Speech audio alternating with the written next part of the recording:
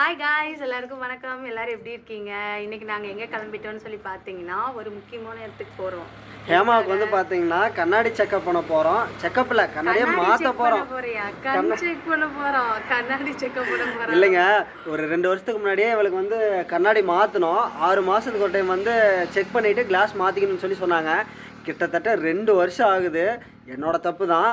நான் 6 மாதத்துக்கு ஒரு டைம் கூட்டிகிட்டு போகல.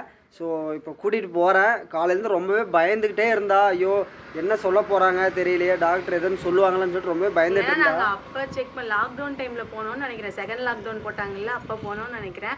அப்போ போனப்பயே டாக்டர் வந்து சொன்னாங்க, ஏமா நீ 6 மாதத்துக்கு வந்து ஒரு டைம் வந்து கண் செக் பண்ணிக்கோங்க, அதுதான் பரவாயில்ல. ஸ்க்ரீன் அதிகமாக யூஸ் பண்ணுவீங்கன்னு நினைக்கிறேன். நீங்கள் 6 மாதத்துக்கு ஒரு டைம் செக் பண்ணிவிட்டு நீங்கள் ஃப்ரேம் மாற்றினாலும் பரவாயில்ல, கிளாஸ் மட்டும் மாற்றிக்கோங்கன்னு சொன்னாங்க. எங்கே நாங்கள் அதை பற்றி கண்டுக்கவே இல்லை. கண்ணாடி நல்லா இருக்கா, போட்டுட்டு இத்தனை நாள் இருந்துட்டேன். இப்போ தலைவலி அப்படின்ற ஒரு பிரச்சனை வந்தங்காட்டின்னு மறுபடியும் சரி போய் மாற்றலாம் அப்படின்னு கிளம்பிட்டோம். வெங்கட் வந்து சொல்லிகிட்டே தான் இருந்தான், ஒரு 2 மாதமாக போகலாம், கண்ணாடி மாற்றலாம், ரொம்ப நாள் ஆச்சுன்னு சொல்லிகிட்டே இருந்தான். எனக்கு இப்போ ஒரு வாரமாக தலைவலி பிரச்சனை வந்ததுக்கப்புறம் சரி போகலாம் அப்படின்னு சொல்லிட்டு கிளம்பியிருக்கோம். காலையில் ரொம்ப பயந்துட்டு இருந்தா. சரி போகிற வழியில் கோயில் இருந்துச்சு. சரி எதுவுமே பயந்துக்காத, சாமிக்கிட்ட கும்பிட்டு போகலாம், எல்லாமே நல்லதாகவே நடக்கும். ஏன்னா ஆப்ரேஷனுக்கு என்ன பண்ண சொல்லிடுவாங்களோ, ஏன்னா 2 வருஷம் ஆச்சு இல்லையா அப்படின்னு ரொம்பவே பயந்துட்டா. சாமி கும்பிட்டு போகிறோம், எல்லாமே நல்லதே நடக்கும்னு நம்புகிறோம். போய் பார்த்துட்டு அங்கே என்ன சொல்கிறாங்கன்ட்டு வந்து உங்களை அப்டேட் பண்ணுறோம். ஓகே.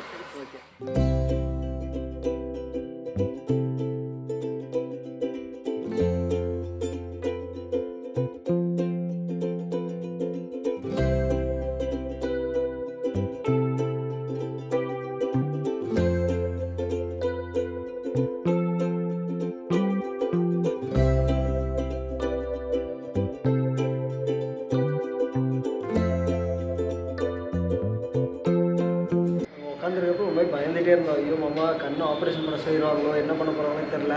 ஏன்னா நிறைய பேருக்கு வந்து பார்த்திங்கன்னா கண்ணில் அந்த ட்ராப் மாதிரி இதை விட்டாங்க. அதெல்லாம் பார்த்து ரொம்பவே பயந்துட்டான். நான் தான் அப்பப்போ பயப்படாத, எல்லாமே நல்லதாகவே நடக்கும், அந்த மாதிரிலாம் இது உனக்கு ஆகாதுன்னு சொன்னேன். அதே மாதிரியே எதுவுமே ஒரு ட்ராப் எதுவுமே விடல. உங்களை அப்படியே போய் செக்அப் பண்ணிவிட்டு வந்துட்டா. வெயிட் பண்ண சொல்லியிருக்காங்க, வெயிட் பண்ணிகிட்டு இருக்கிறோம். இப்போ தான் இனிமேல் தான் வந்து என்ன பவர், என்னென்ன கண்டிஷனில் இருக்குது, என்ன கிளாஸ் யூஸ் பண்ணலாம் அப்படின்றத சொல்லுவாங்கன்னு நினைக்கிறேன். பார்த்துட்டு என்ன சொல்கிறாங்கன்னு இன்ஃபார்ம் பண்ணுறேன். ஃபைனலி வந்து பார்த்திங்கன்னா வீட்டுக்கு வந்துட்டோம். செம்ம டயர்டாக இருக்குது ஃப்ரெண்ட்ஸ்க்கா. நாங்கள் வந்து மதியமே கிளம்பி போயிட்டோம் ஹாஸ்பிட்டலுக்கு. அப்புறம் அங்கே வந்து டாக்டர் இல்லைன்னு சொல்லிட்டாங்கன்ட்டு அப்புறம் வீடியோ எடுக்க தனியாக ஒரு பிளேஸுக்கு போயிட்டு அங்கே எவ்வளோ நேரம் நின்றுட்டே வீடியோ ஷூட் பண்ணிவிட்டு ரீல்ஸ் நிறைய எடுத்திருக்கோம். எல்லாம் பார்ப்பீங்க இனி வர வீடியோஸில். ஆமாம், இதை நான் சொல்ல மறந்துட்டேன். நிறைய ரீல்ஸ் எல்லாம் போட்டிருக்கோம், அதையும் போய் வாட்ச் பண்ணுங்கள். ஏன்னா நிறைய பேர் பார்க்குறீங்களான்னு தெரியல. நாங்கள் டெய்லி ரீல்ஸ் போட்டுட்டு தான் இருக்கோம், போய் பாருங்கள் மறக்காம. அந்த ரீல்ஸே இன்னும் எப்படி எடுக்கலாங்கிற ஐடியா உங்களுக்கு தெரிஞ்சுன்னா சொல்லுங்கள். கண்டிப்பாக அதே மாதிரி நாங்கள் நியூவாக ட்ரை பண்ணுறோம். இன்றைக்கி ஆக்சுவலி நியூவாக தான் ட்ரை பண்ணியிருக்கோம். பார்த்துட்டு எப்படி இருக்குன்னு கமெண்ட்டில் சொல்லுங்கள். சரி, கண்ணாடி போட்ட மேட்ருக்கு வருவோம். ஆமாம், டாக்டர் பார்த்துட்டோம் ஃப்ரெண்ட்ஸ். நான் பயந்த மாதிரி எதுவுமே எந்த ப்ராப்ளமும் இல்லை. நான் கூட கண்ணில் புற இருக்குமா அது இதுன்னு நிறைய பேர் சொல்கிறது கேட்டு ரொம்ப பயந்துட்டேன். என்னால் அங்கே ஹாஸ்பிட்டலில் உட்காந்துருக்க முடியலைங்க. ஒவ்வொருத்தருமே உள்ளே போக போக ஐயோ மாமா எனக்கு பயமாக இருக்குது, கண்ணுக்கு என்ன ஆப்ரேஷன் பண்ண சொல்லிட்டாங்கன்னா என்ன பண்ணுறது, ட்ராப்ஸ் விட்டுறாங்களா, அதை பார்த்தோன்னே எனக்கே ட்ராப்ஸ் விடல, அப்போ எனக்கு வேறு ஏதோ பிரச்சனை போலன்னு நினச்சிட்டு நான் போட்டுக்கிட்டே இருந்தேன். ஏகப்பட்ட கேள்வி கேட்டாங்க என்னையா. நான் ஒரு வழி ஆகிட்டேன்.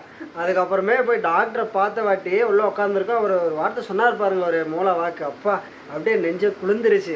என்னை விட இவளுக்கு. ஆமாம், எனக்கு அப்படியே வெளியே வந்து சிரிச்சுட்டே வரேன். கண்ணில் எந்த ப்ராப்ளமும் இல்லைங்க. கண் ரொம்ப நல்லா இருக்குது, ஒன்றும் பிரச்சனை இல்லை. இப்போ போட்டிருக்க பவர் கிளாஸ் இதையே நீங்கள் கண்டினியூ பண்ணாலும் சரி, நீங்கள் கிளாஸ் மாற்றிக்கிட்டாலும் சரி, அது உங்களோட விருப்பம் தான். ஆனால் இப்போ போட்டிருக்க கிளாஸே பவர் கரெக்டாக தான் இருக்குது, எந்த சேஞ்சும் இல்லை. நரம்பு எல்லாமே ஸ்ட்ராங்காக தான் இருக்குது, வீக்காக இல்லை. எந்த ஒரு ஆபத்தான விஷயம் எதுவுமே இல்லைன்னு சொல்றதுனால தான் எனக்கு ரொம்ப திருப்தியா இருந்துச்சு. என்ன ரீசன் சொல்லி பார்த்தீங்கன்னா, இப்போ கிட்டத்தட்ட ஒரு 2 மாசமா ஏபிசி ஜூஸ் வந்து வச்சு கொடுத்துக்கிட்டு இருக்கா. அதுதான் ரீசன் நினைக்கிறேன் நான்.